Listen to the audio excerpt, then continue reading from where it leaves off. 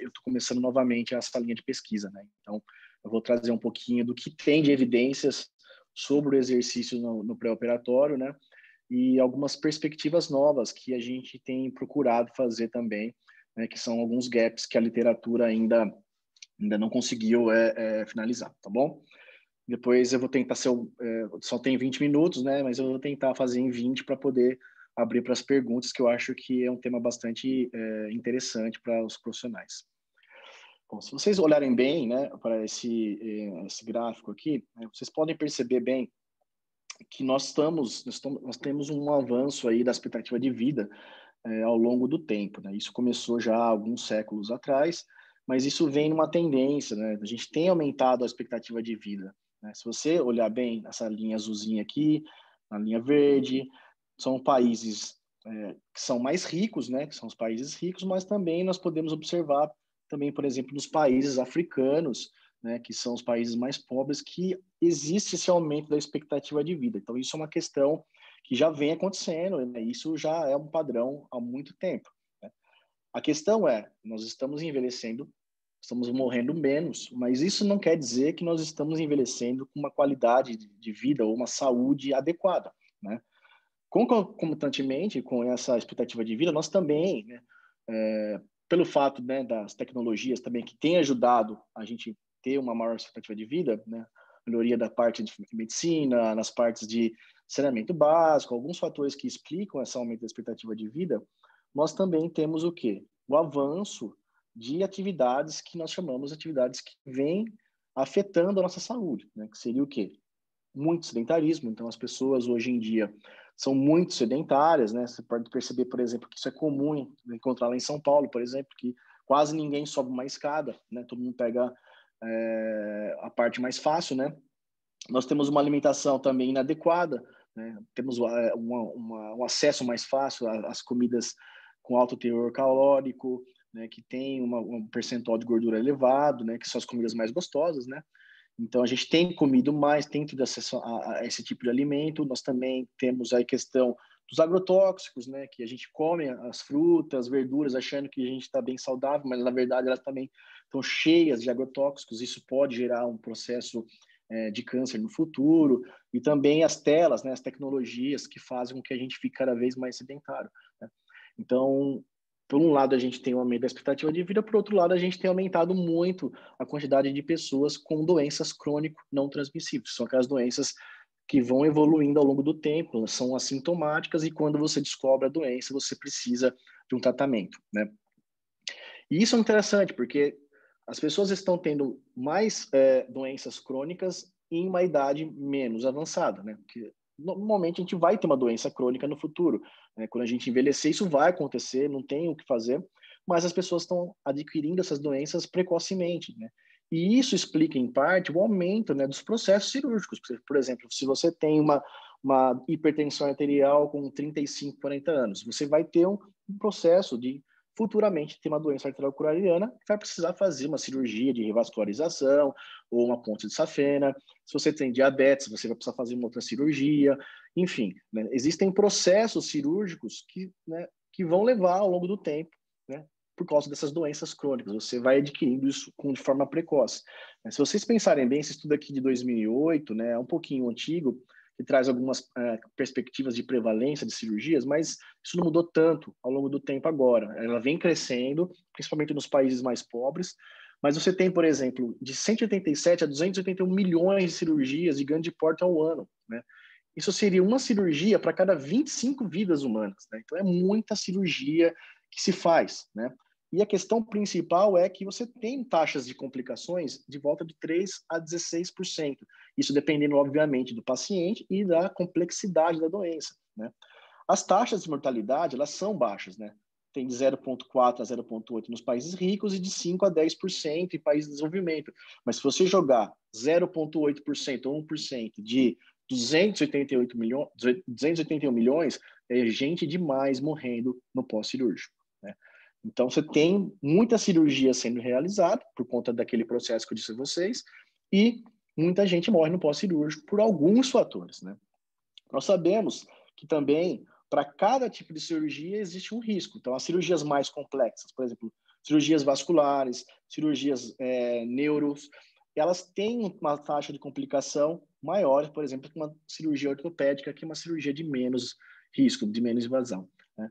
Então, quanto maior for a gravidade da cirurgia, né, a complexidade da cirurgia, maiores são as chances de taxas de mortalidade, principalmente a gente chama as taxas de 90 dias, né, que a gente procura seguir os pacientes pós-cirúrgicos. E por que as pessoas morrem tanto pós-cirurgia, né? Porque o processo cirúrgico, ele é um processo de catabolismo, né? Ele tem um estresse metabólico gigantesco, né? Você tem o quê? Inicialmente você toma, né, anestesia. A anestesia já vai gerar um estresse metabólico. Você vai ter uma perfuração dos seus órgãos, você vai perfurar as peles, né? E isso vai gerar um catabolismo muscular, vai ter um catabolismo, vai aumentar os processos inflamatórios, né? Coagulação, etc. Então, a hipovolemia, tudo isso vai gerar um processo, né, de desbalanço ali daquela questão do seu organismo. Então, isso vai gerar um estresse metabólico e cardiovascular gigantesco, né? Então, se o paciente, né, o indivíduo não tiver preparado para isso, ele possivelmente vai ter complicações no pós-cirúrgico, né? Quem já nunca ouviu falar assim, poxa, aquele indivíduo está tão debilitado que ele não vai aguentar aquela cirurgia, né? Com certeza alguém já ouviu essa conversa anteriormente, né? Então, é de se esperar realmente que um indivíduo com questões, né, funcionais mais ou menos adequadas, eles não conseguem passar por esse processo, porque ele é um processo muito, muito debilitante.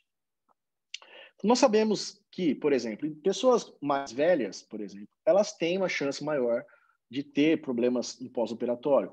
O estado nutricional também é uma questão importante, né? A presença de comorbidades, né, doenças crônicas, hipertensão, diabetes, dislipidemia, obesidade, vai gerar também um aumento do risco pós-operatório, né? Câncer também, uma questão muito importante, né? A anemia também, né? O processo pós-operatório é importante, né? O indivíduo tem que receber sangue pós-operatório, né? Então, esses fatores já estão bem estabelecidos que são fatores de risco para um pós-operatório inadequado.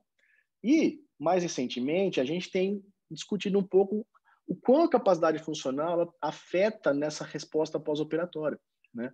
Porque a gente sabe que alguns fatores podem estar relacionados ao pós-operatório. Isso é uma questão bem recente, tá?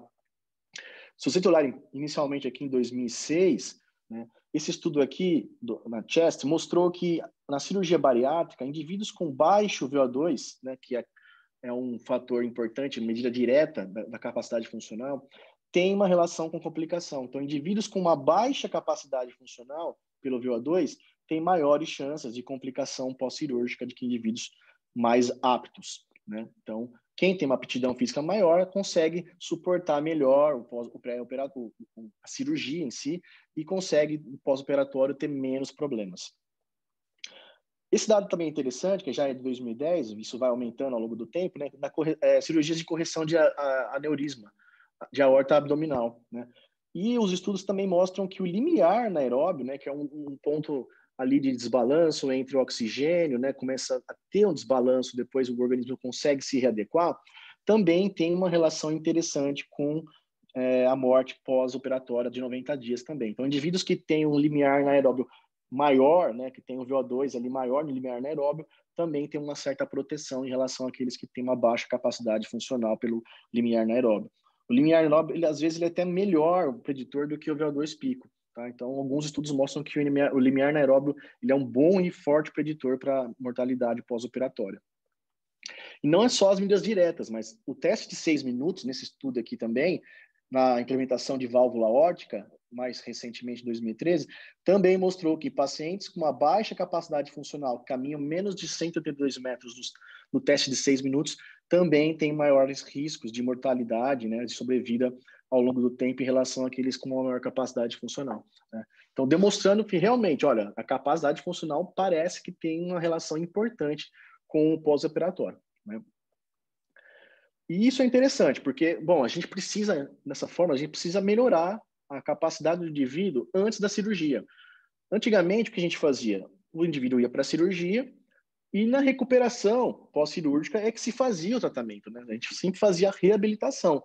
que sempre começa com o fisioterapeuta, depois ele passa para uma outra fase, que pode ser o educador físico, né, e pode ser o fisioterapeuta também, mas antigamente se fazia o quê? Mesmo que o indivíduo estivesse muito mal fisicamente, ele ia para uma cirurgia e o importante era o pós-operatório. Mas, mais recentemente, em 2008, né, que começou uma nova tendência. A gente precisava o quê? Melhorar a parte pré-operatória. Vamos treinar, vamos preparar esse indivíduo melhor para o pré-cirúrgico. Isso é um conceito que chama Fast Track Surgery. Então, isso não é uma coisa nova, né? Já é de 2008. Então, você tem uma preparação em relação à redução do estresse, as informações do paciente, nos fatores de risco importantes, né? A terapia de fluidos, você tem uma parte nutricional anterior à cirurgia para melhorar ali a resposta catabólica pós-cirúrgica. Então, você já tem um conceito anterior à resposta do treinamento físico, né? Mais recentemente, então, que o exercício físico entrou nessa lista também do Fast Track Surgery. Então, a questão do pré-operatório é o seguinte, gente.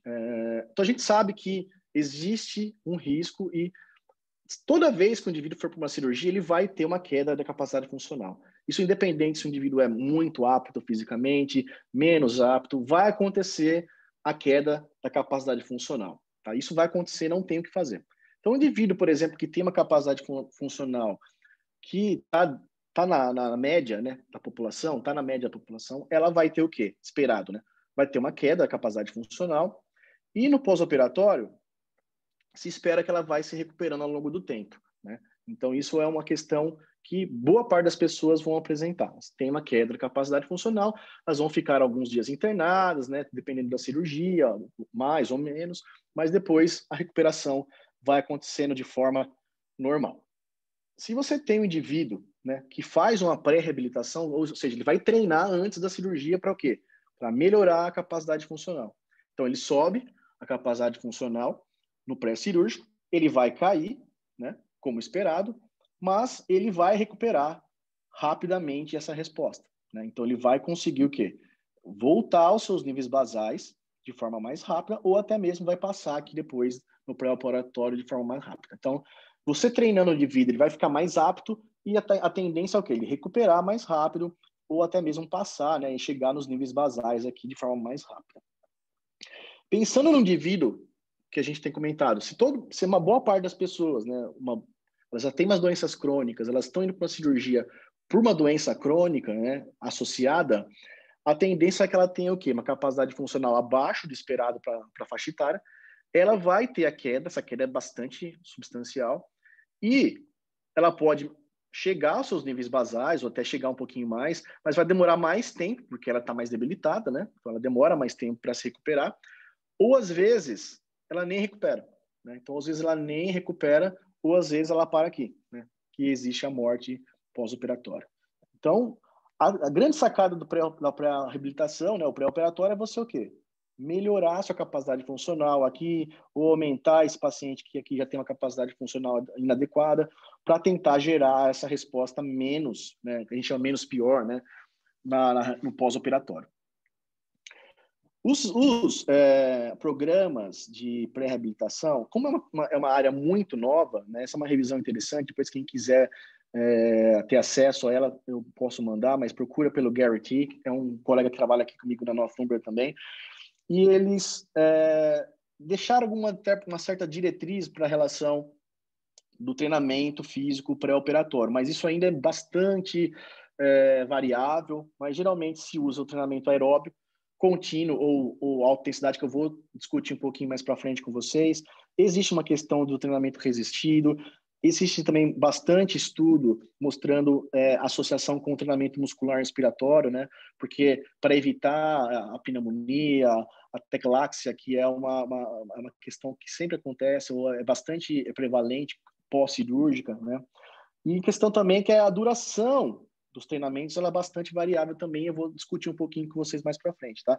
Então, assim, não existe a receita do bolo, já é difícil em doenças crônicas, aqui é mais difícil ainda porque você tem relação da cirurgia, você tem relação do paciente, etc. Então, existe algum consenso de você fizer pelo menos os três juntos, né? A gente chama de treinamento trimodal, ou às vezes até mais, né? Com a parte nutricional que alguns estudos têm utilizado também, tá? Agora, a questão principal que a gente vai discutir é se isso realmente funciona, né? Então, vou treinar o paciente pré-operatório. Será que ele vai melhorar a capacidade funcional antes da cirurgia, né? Então, quero saber antes da cirurgia o que acontece com ele, né? E também uma questão importante que é o quê? Será que ele vai melhorar o pós-operatório? Né? Que é a grande hipótese da utilização da pré-reabilitação, né? Do pré-operatório. Com relação à capacidade funcional, então, eu vou trazer para vocês, gente, estudos de meta-análise, tá? Eu não quis trazer estudos individuais, porque eu quis trazer o que tem mais de novidade, né, do estado da arte dessa área, né? Então, as revisões sistemáticas com meta-análise, elas já compilam os estudos individuais, tá? Como existem vários tipos de cirurgias, então eu estou trazendo alguns tipos de cirurgias, outras não existem ainda meta-análise, porque, como eu disse a vocês, é uma área muito nova.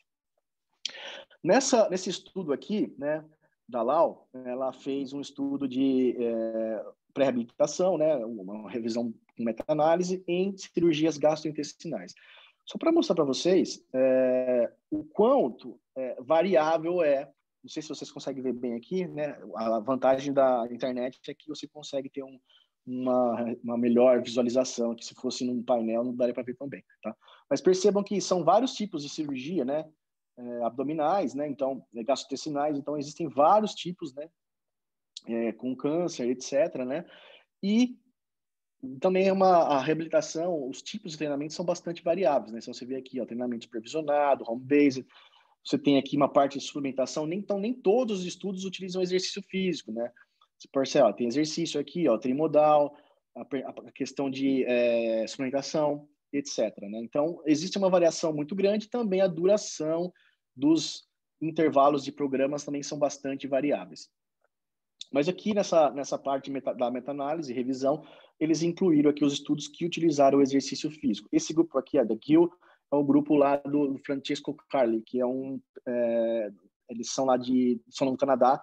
Esse é o grupo mais forte dessa área de reabilitação. Ele é o papa dessa área, né? Mas percebemos, estudo bastante atual e mostra que após o treinamento físico pré-reabilitação, isso aqui é antes da cirurgia, tá? Aquela ideia de eu fazer aquela aumento antes da cirurgia. E realmente aqui, ó, pelo teste aqui, ele fez o teste de 6 minutos, realmente você tem uma melhora da capacidade funcional antes da cirurgia, tá? Isso para o teste, tá? E também eles acompanharam 4 e 8 semanas pós-cirurgia. Lembra que eu mostrei para vocês que tem uma queda e depois vai recuperando ao longo do tempo? E também eles mostram que está batendo na trave, né? Mas tem um efeito ainda significante, mas só são 3 estudos, mostrando que após 4 ou 8 semanas ainda se tem uma capacidade funcional maior em relação ao grupo controle usual, né? Então, mostrando que realmente, olha, a capacidade funcional ela melhora após o treinamento pré-cirúrgico. E esse estudo também aqui está mostrando de câncer de pulmão, tá? Então, ali era a questão gastrointestinal. Câncer de pulmão também você tem um efeito positivo nos 6 minutos em relação ao grupo que não faz o pré-reabilitação, né? Isso aqui também é antes da cirurgia, não é no pós-cirúrgico. E, por fim, também o câncer de pulmão aqui, no VO2 pico também, né? Porque o VO2 a VO2, né, a capacidade direta, ela tem uma relação muito forte com mortalidade. E também aqui você tem um aumento do VO2 pico pré-cirúrgico, né? Então, pré e pós, antes da cirurgia, você também consegue melhorar o VO2. Isso é uma questão bastante importante. E as complicações pós-cirúrgicas? Então, aqui está a grande sacada e a grande dúvida que nós temos até hoje. Porque esse estudo aqui também, né, mostrando o mesmo estudo da Lau, eles avaliaram a parte de pós, na verdade, que durante a cirurgia, a gente faz uma análise de o quanto que a cirurgia ela se desviou do seu curso natural. E tem uma escala que chama Clavien-Dindo, que ele avalia o quanto que você vai sair ou não daquele curso normal da cirurgia, né? E aqui temos poucos estudos, né, mas mostra que não tem nenhum efeito em relação ao pré-reabilitação. Então, aquela mudança do curso da cirurgia, se ele teve que tomar mais sangue, né, teve que fazer uma reperfusão de sangue, se teve alguma parada cardíaca, se teve que mudar o curso da cirurgia, isso não acontece de diferença entre os grupos, né? Que vai fazer a pré-cirurgia com quem não vai fazer a pré-cirurgia.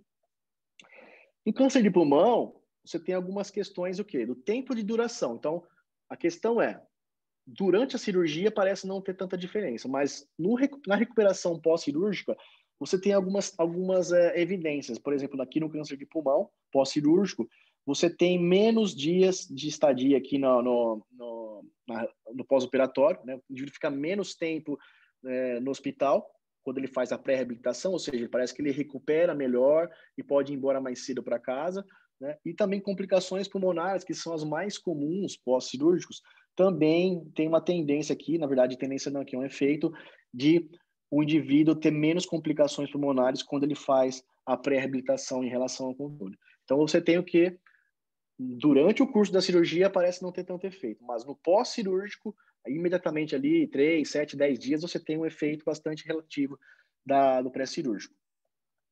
Também aqui no estudo de cirurgias abdominais, também aqui, ó, morbidade, também você tem um efeito do pré-reabilitação, então o indivíduo ele tem uma menor morbidade pós-cirúrgica, complicações também pulmonares também, temos um efeito positivo na pré-reabilitação, tá? Então, aparentemente, esse efeito pós-cirúrgico ali, momentâneo, ele parece ser bastante efetivo para quem faz a pré-cirurgia. Aí a questão está a seguinte, gente, beleza, então nós temos um efeito relativamente bom, mas o tempo da cirurgia, né, entre começar a treinar e fazer a cirurgia é importante. Quanto mais tempo eu tenho, mais chances eu tenho de melhorar a minha capacidade funcional. Então, quanto mais tempo, se eu fizer 16 semanas de treino, eu vou ter muito mais chance de melhorar o VO2, a capacidade de caminhar 6 minutos, etc. Né? Mas, por exemplo, alguns tipos de câncer, que o indivíduo ele precisa fazer a cirurgia urgente, ele tem uma metástase, ele precisa fazer uma cirurgia daqui 4, 5 semanas. Como é que eu faço? Né? Se eu fizer um treinamento moderado, por exemplo, não tenho tanto tempo para melhorar a capacidade funcional. Aí que vem a questão de utilizar a alta intensidade, né? Então, mais recentemente, principalmente no câncer, se utiliza muito a alta intensidade. Em 2000, como eu disse para vocês, em 2012, eu fiz um meu sanduíche aqui na Inglaterra, e eu trabalhei num projeto que a gente treinava pacientes com câncer de bexiga, né? E eles tinham 4 semanas, geralmente de 4 a 5 semanas para fazer a cirurgia, porque é um câncer bastante agressivo, né? Eles têm que retirar a bexiga e ficar sem a bexiga e viver com uma bexiga aqui acoplada, né? Uma bexiga artificial, né? Então, é uma cirurgia bastante complexa e grande, e o paciente ele precisa operar de qualquer forma, bem rápido. Então, eles têm de 4 a 5 semanas. E aí que veio a sacada de fazer o treinamento de alta intensidade para esses pacientes. Então, nós treinamos lá em bicicleta ergométrica, 2 vezes por semana. A gente fez um treinamento intervalado e não foi tão alta intensidade assim. Tá? Foi alta intensidade, mas daquela mais ou menos. Tá? Mas foi considerado como alta intensidade. E nós realmente mostramos que após o treinamento físico, entre 4 e 5 semanas de alta intensidade, nós conseguimos melhorar o VO2 pico desses pacientes antes da cirurgia, em relação ao controle que não fazia esse tipo de treinamento, né? E também nós mostramos que algumas características, por exemplo, um limiar anaeróbio maior e um VO2 pico maior, eles tinham uma relação de ter o quê? Menores scores do Clavien-Dindo. Então, quanto maior o score do Clavien, pior é o curso, né? O desvio do curso da cirurgia. O tempo do TI também foi diferente. Os indivíduos que tinham maior consumo de oxigênio também tinham menos tempo do TI, né? Também suporte nutrópico também teve melhor efeito para os grupos que treinaram, né? Mas nós não tivemos aí, por exemplo, a questão de mortalidade de 30 dias, né? Ou infecção do pulmão, nós não tivemos um efeito substancial no pessoal que treinou, né? Então, essa foi uma primeira evidência boa de que o treinamento físico de alta intensidade teria um certo efeito no pós-operatório desses pacientes. Aqui também, esse estudo aqui do Licker, de 2017, também fez um estudo para avaliar o câncer de pulmão também, que ele não é tão invasivo quanto a cirurgia de sectomia avançada, mas dependendo do grau, pode ser uma cirurgia bastante grande, né? E eles também mostram aqui um aumento do VO2 pico, né, com o treinamento físico de pré-reabilitação, eles chamam de reabilitação, mas eles fizeram pré-reabilitação, né, e também melhoraram a distância dos 6 minutos, que também a gente esperava. Então, aqui, mais um estudo mostrando o efeito do treinamento pré-operatório, antes da cirurgia, a gente melhora mesmo a capacidade funcional. E nesse estudo também ele mostrou que quem treinava tinha aqui menores complicações pulmonares, né, e menos tempo também de UTI também, né? Mas algumas capacidades, por exemplo, a mortalidade de 30 dias não teve efeito, né, que é uma variável bastante importante, né? Então é um outro estudo mostrando que a alta intensidade ela pode melhorar o VO2 pico, né, de forma bastante rápida, mas que ainda não, a gente não sabe muito bem se isso vai melhorar ao longo do tempo, né, 90 dias, 120 dias pós-cirúrgico. E aí, mais recentemente aqui, ó, esse estudo bastante novo, eles já estão tentando manipular para ver, né, diferenças entre moderado e alta intensidade. Então, aqui o grupo do Carli, que eu falei para vocês, que isso aqui é o Papa da pré-habilitação, eles mostram que treinar alta intensidade, você tem o VO2 pico aqui, há uma tendência de ser maior em relação ao moderado, não houve diferenças entre os grupos, mas há uma tendência de que esse grupo alta intensidade aumente mais o VO2, o que é esperado, né, quando você faz alta intensidade. Mas depois, essa queda aqui, ó, esperada no pós-operatório, ela não foi diferente entre os grupos moderado e alto, e também no 2 meses pós, também não teve diferença, né? Então, aparentemente, o alta intensidade ela é muito bom, mas ele não é, por enquanto, superior ao grupo moderado, né? E ele também não viu aqui um N bastante baixo, né? Mas eles não viram nenhuma diferença aqui na escala do Clavian, né? E também no tempo de cirurgia, o tempo de estadia do hospital, não houve diferença entre os grupos, né? Aqui não teve grupo controle, por isso é uma grande falha desse estudo, mas mostrando que existe já alguns estudos querendo, né, fazer essa associação de comparação entre moderado e alta intensidade. Com relação a novas perspectivas, estou tentando ir rápido, tá, gente? Porque tem bastante coisa, né? Mas já estou acabando. Existem algumas tendências interessantes que ainda ninguém faz, né? Que eu acho que vale a pena quem está querendo trabalhar nessa área como pesquisa ou até mesmo na área prática poderia pensar em relação a isso. Por exemplo, pacientes que têm uma cirurgia vascular, pacientes com isquemia crítica, por exemplo, que eles precisam fazer uma revascularização, não tem o que fazer, às vezes eles ficam de 2 a 4 semanas no hospital esperando a cirurgia, porque eles têm que fazer uma avaliação cardiovascular, etc. Então, esses pacientes, às vezes, eles ficam 2 a 4 semanas deitados na cama, esperando fazer a cirurgia. E aí, o que acontece? Você pode usar um ergômetro de braço no indivíduo, porque ele não vai sentir nenhum problema, ele tem obstrução, por exemplo, em membro inferior, ele vai fazer a cirurgia para melhorar o fluxo do membro inferior. Você pode fazer o exercício de ergômetro de braço durante esse curso de 2 a 4 semanas para tentar evitar que a queda seja brusca nesse paciente. Imagina, o paciente já tem uma doença crônica, ele já tem diversos fatores de risco que ainda fica um tempão deitado na cama, que pode agravar mais ainda a doença, né? Também cirurgias ortopédicas, a cirurgia de quadril, o indivíduo não consegue fazer exercícios de membros inferiores, você consegue fazer o exercício no indivíduo de membro superior, né? Então, a gente vai fazer um estudo aqui com cirurgias de pacientes que vão fazer cirurgias de colocação, né, de próteses, e aí treinando ergômetro de braço para esses pacientes, né? Então, a gente já tem o protocolo, mas por conta do Covid a gente está parado. Professor, mais um minutinho, tá?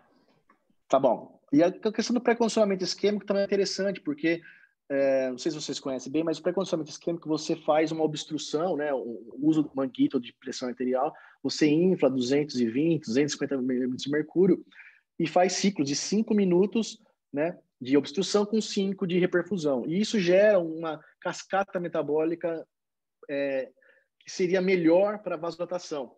E isso poderia gerar vasodilatação não só no membro que você está fazendo o pré-condicionamento isquêmico, mas poderia ser sistêmico. Então, já tem alguns estudos mostrando que 7 dias de pré-condicionamento isquêmico pode melhorar a função endotelial dos membros superiores e inferiores. Então, indivíduos que também vão ficar um tempo deitado na cama esperando fazer a cirurgia, pode ser uma questão importante de melhorar o fluxo sanguíneo ali, né, naquela região que está sendo realizado o esforço. E também, por fim, a quebra de comportamento sedentário. Você pode fazer um home-based training. Então, você pode fazer com que o indivíduo reduz o sedentarismo dele, tentando fazer atividades físicas ao longo do dia, porque a gente sabe também que isso pode melhorar o fluxo sanguíneo para os membros inferiores e superiores também. Tá? Então, como considerações finais, eu acho que o exercício pré-operatório é muito interessante, principalmente agora, é uma área bastante nova e existe muita qualificação do indivíduo. Então, não adianta falar assim, vou começar a trabalhar com o paciente agora, vou treinar esse indivíduo no hospital. Não, é muita qualificação, você precisa ter, né, uma base bastante sólida de fisiologia para isso, né? Então, geralmente se faz intra-hospitalar, né? Então, o fisioterapeuta já pode ter essa opção de fazer, mas o professor de educação física, ele pode fazer um home base com o paciente, ele pode se especializar em fazer treinamento físico para os pacientes pré-operatórios, né? Também existe uma tendência para o nutricionista também fazer uma suplementação para poder evitar o catabolismo pós-operatório também. A gente sabe, então, que isso já está bastante estabelecido, então a gente consegue melhorar a capacidade funcional do indivíduo. Isso vai depender bastante do tempo que a gente vai ter para fazer isso, mas nós sabemos que se eu treinar um indivíduo, eu vou melhorar a capacidade funcional dele pré-operatória, né? O que ainda se tem em controvérsia é o quê? O quanto que isso vai melhorar no pós. Então, a gente sabe que no curso da doença, no curso da cirurgia, há uma controvérsia. Ali, pós-operatório, inicialmente até uns 30 dias, já tem bastante evidência que a gente consegue melhorar. O indivíduo consegue sair mais rápido do hospital, ele consegue recuperar melhor a aptidão dele. O que ainda a gente não sabe é o quê? Mortalidade ao longo do tempo. Será que eu vou reduzir a mortalidade do paciente ao longo do tempo por ter feito a pré-cirurgia? Alguns estudos mostram que sim, outros que não. Então, a gente ainda está buscando saber se esse o long term, vai melhorar ou não com a pré-cirurgia, tá? Mas eu acho que isso é uma área fantástica e que os profissionais precisam entender, porque é uma brecha bastante importante para que você possa trabalhar.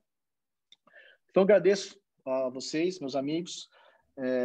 Quem quiser conhecer aqui minha universidade, a Northumbria, fique à vontade. Nós somos hoje a universidade top 30 da Inglaterra, né? O nosso curso de saúde ele é o top 3 da Inglaterra, então é um curso bastante legal. Tá? Quem tiver interesse ou saber mais sobre o trabalho e também sobre algumas questões, pode mandar um e-mail para mim, meu e-mail aqui da universidade, que eu terei maior satisfação de poder atendê-los. Muito obrigado e estou aberto aí para quem tem alguma pergunta, se tem o tempo para isso. Desculpe se eu me atendi muito aqui. Bem, muito boa palestra, professor. Parabéns pela palestra, né? E o pessoal deve ter gostado muito, porque tem aqui os 5 perguntas, né? Porém, devido ao tempo, eu vou direcionar as 2 primeiras perguntas, que é do Renan e do Marcos, as perguntas da Maiara, do Bruno e do Anthony, aí o senhor responde aqui no chat, tá? Bem, a primeira pergunta é a do Renan, tá? E o Renan faz a seguinte questão. Professor, o teste com hand grip também é um preditor usado para pré-cirúrgico? Não. O teste hand grip ainda não, pelo menos alguns estudos a maioria dos estudos que estão sendo realizados não realizam esse tipo de teste, mas seria uma forma bastante interessante, porque o hand grip ele tem uma predição de mortalidade também a longo prazo em indivíduos idosos, né? Então é um teste bastante importante que ninguém está fazendo. Então é uma boa opção, Renan. Eu acho que principalmente você fazer esse teste de hand grip, depois analisar vamos dizer assim, os desfechos clínicos, já seria um projeto bastante interessante. Já ganhou um projeto de doutorado aí, ou de pós-doutorado, etc. Mas é uma questão interessante, porque se você tiver uma associação com algum cirurgião, essa variável é super fácil de se avaliar e pode ser mais um preditor de mortalidade a longo prazo, né? Em adição ao teste funcional. E também existe já a questão de força muscular também, né? Então, alguns estudos analisam a fragilidade já, né? O quão grau de frágil o indivíduo é em relação ao fator de risco. Então, a fragilidade já tem efeitos bastante substanciais no pós-operatório, mas o teste de hand grip, ele parece que não é bastante utilizado. Então, é uma forma bastante interessante de se fazer, sim. Maravilha, maravilha. Muito bem, Renan. Boa ideia, Renan. Boa ideia, Renan. Muito bom. A segunda pergunta é do Marcos, tá? E ele fala o seguinte: professor, em casos de indivíduos já ativos, há uma melhor resposta a esses exercícios de pré-operatório do que em pessoas sedentárias? Ou não há diferença na qualidade da resposta entre os grupos? Bom, basicamente, quando você faz esse tipo de estudos, geralmente eles precisam recrutar os pacientes para deixar no nível similar, né? Então, a maior parte dos estudos, eles utilizam indivíduos sedentários, né? Porque são pessoas que precisam mais em relação ao indivíduo ativo. Não tem nenhum estudo mostrando, olha, quem é ativo ele tem uma melhora menor em relação ao sedentário.